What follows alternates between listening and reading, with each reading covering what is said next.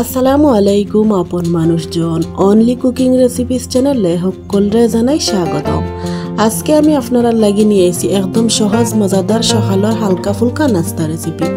নাস্তা রেসিপিটা বানাইবার লাগি প্রথমে একটা মিক্সিং বাটি নিয়েছি আর বাটির মাঝে দিলাইরাম হাফ কাপ পরিমাণ সুজি, হাফ কাপ পরিমাণ দিলাইরাম ময়দা, ময়দার পরিবর্তে আটা দিয়ে নাস্তাটা বানানো যায়। এখন দিলাইরাম সামান্য পরিমাণের লবণ আর 1 টেবিল চামচ পরিমাণ দিলাম চিনি। এখন শুকনো উপকরণগুলোরে খুব ভালোটিকে একটু মিশাইয়া নিলাম। এই নাস্তাটা বানানি একদম সহজ আর খাইতে অনেক বেশি ভালো লাগে আর বানানির পরে অনেকটা নরম তুলতুলা থাকে। দেখকা শুকনো উপকরণ মিশানির পরে এখন আমি কেন দিলাইরাম হাফ কাপ নর্মাল ঠান্ডা পানি দিয়ে এখন খুব ভালোটিকে একটু মিশাইয়া নিলাম। একবারে কিন্তু পানি দেওয়া যাইতো না আর এই ব্যাটারটা একটু ঘন করিয়া রেডি করিয়া নিতে হইব এই নাস্তার লাগে। যদি আমার আজকের এই সহজ সুন্দর রেসিপিটা আপনার কাছে ভালো লাগে আমার চ্যানেলটারে সাবস্ক্রাইব করে আমার পাশে থাকার অনুরোধ রইল। দেখকা মিশানির পরে এখন আমি আবার ওইখানে 2 টেবিল চামচ দিলাইরাম নর্মাল ঠান্ডা পানি দেওয়ার পরে আবার সব কিছুর খুব ভালোটিকে মিশিয়ে নিলাম। এর চেয়ে বেশি আমি আর এখানে পানি দিতাম না আর এর ঘনত্বটা আমি আপনারা দেখাইলাম কিলাখান হইতো। দেখকা ওলাখান ঘনত্ব রইতে হইব। যদি এই নাস্তাটার ব্যাটারটা ঠিকঠাক মতো না থাকে তাইলে এই নাস্তাটা তেমন সুন্দর হইতো না, ফুলকো হইতো না, নরমও হইতো না আর সারাদিন পর্যন্ত নরম থাকতো না। এখন আমি নিছি এখানে একটা ব্লেন্ডার জারের মাঝে আমি সবগুলা ব্যাটার দিয়ে আমি ব্লেন্ড করিয়ে নিব। যদি আপনার হাতের কাছে ব্লেন্ডার না থাকে তাইলে এই ব্যাটারটা আধা ঘন্টার লাগি রেস্ট রাখি দিবা, তাইলে এই নাস্তাটা এরপরে বানাইয়া নিতে পারবা। ভিডিওটা দেখতে দেখতে যদি লাইক দিতে ভুলে যায় মনে করি একটা লাইক দিয়ে পুরো ভিডিওটা দেখার অনুরোধ রইল। এখন আমি এখানে দিলাইরাম 1.5 টেবিল চামচ টক দই দিয়ে এখন সব কিছুর খুব ভালোটিকে ব্লেন্ড করিয়ে নিলাম। দেখকা আমার ব্যাটারটা ব্লেন্ড করা হয়ে গেছে আর ব্লেন্ড করার পরে দেখকা এর ঘনত্বটা কিলাখান হয়েছে আর কিলাখান স্মুথ হয়েছে ব্যাটারটা। এই নাস্তাটা বানানি যেমন সহজ খাইতে অনেক বেশি ভালো লাগে আর একদম অল্প উপকরণে কিন্তু যে কোনো সময় আপনারা বাসা বাড়িতে বানাইতে পারবা।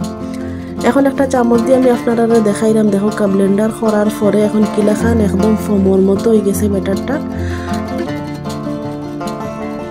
নাস্তা বানাইবার লাগি একদম পারফেক্ট হয়ে গেছে। তারপরেও আমি এখানে আরো একটা উপকরণ দিব যাতে নাস্তাটা আরো বেশি পারফেক্ট হয়, সুন্দর হয়। এখন আমি ঢাকনা দিয়ে ডাকিয়া 10 মিনিটের লাগি রাখি দিলাম। ব্লেন্ডার করছি এর কারণে আমি 10 মিনিটের লাগি রাখছি, না হয় আধা ঘন্টার লাগি ব্যাটারটা রেস্ট রাখতে হইব। 10 মিনিট পরে এখন আমি কেন দিলাইরাম হাফ চা চামচ বেকিং পাউডার, বেকিং সোডা না কিন্তু বেকিং পাউডার দেওয়ার পরে আবারও খুব ভালোটিকে একটু মিশাইয়া নিলাম।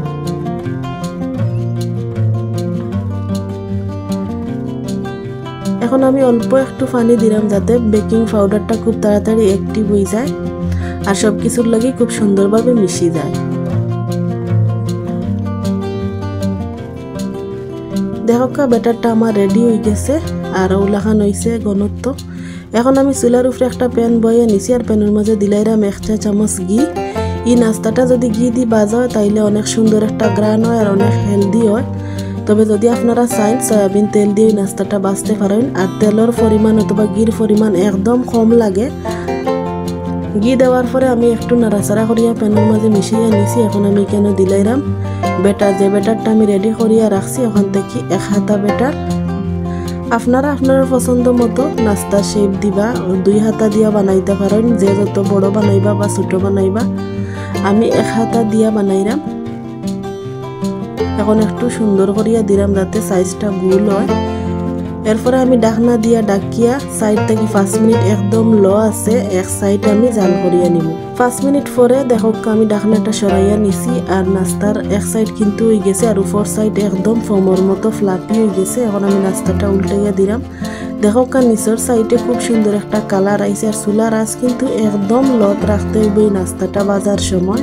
এখন আবারও আমি ঢাকনাটা সরাইয়া আমি আপনারা দেখাইলাম। দেখকা নাস্তাটা আমার মোটামুটি বাজা হয়ে গেছে 2 সাইড। এখন আবারও আমি একটা হাফ চা চামচের মতো ঘি দিলাম যাতে 2 সাইডে খুব সুন্দর একটা কালার হয় আর নাস্তাটা পরিপূর্ণভাবে যাতে ভাজা হয় আর ভিতরটাও যাতে সিদ্ধ হয়। একটু সময় নিয়ে কিন্তু এই নাস্তাটা ভাজতে হইব। যেলাখান সহজ ওলাখান কিন্তু খাইতেও মজা লাগে এই নাস্তাটা। আর বাচ্চাইন্তরে যদি বানাইয়া দিন তারা অনেক বেশি পছন্দ করবা, অনেক বেশি হেলদি নাস্তা। আর আপনারা হয়তো দেখে বুঝতে পারছেন আমার একটা নাস্তা কিন্তু বানানি হয়ে গেছে। ওলাখান করিয়া বাকি সবগুলো নাস্তা আমি বাজিয়া নিমু একটা একটা করিয়া। আমার রেসিপিটা কিলাখান লাগলো কমেন্ট করিয়া জানাইবা। সকল বালা থাকবা, সুস্থ থাকবা সবসময়। আল্লাহ হাফিজ।